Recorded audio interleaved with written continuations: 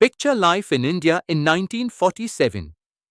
Chances are you were living in a rural area, likely uneducated, with no access to modern healthcare and a short life expectancy. Shocking?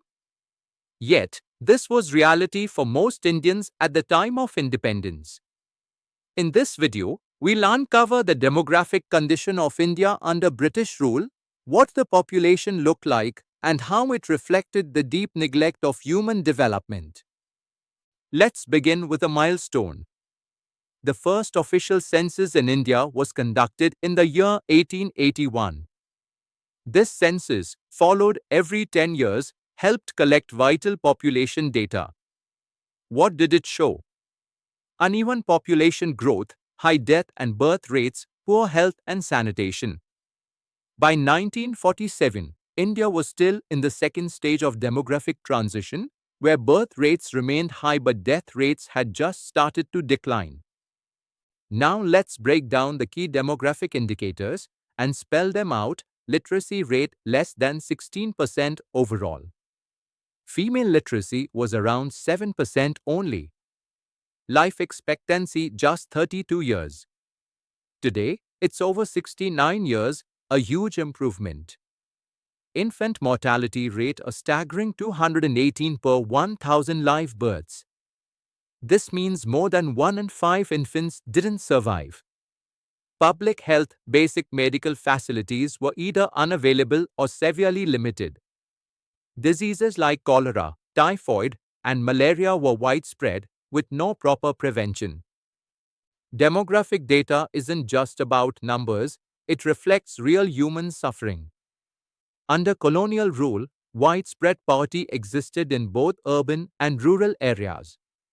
Many people lived in kucha houses, temporary shelters made of mud and straw. Access to clean drinking water, sanitation, or electricity was rare. And because there was no strong public health infrastructure, people couldn't fight even the most basic illnesses. This kept the death rate high and quality of life low. Why was demographic development neglected? Now you might ask, why did the British not invest in health and education? Here's the simple truth, they didn't see it as their priority. Their focus was economic extraction, not human development. Investing in people didn't benefit the empire, it only meant more spending. This is why even by 1947, schools were scarce, doctors were few, and preventive health care was almost non-existent.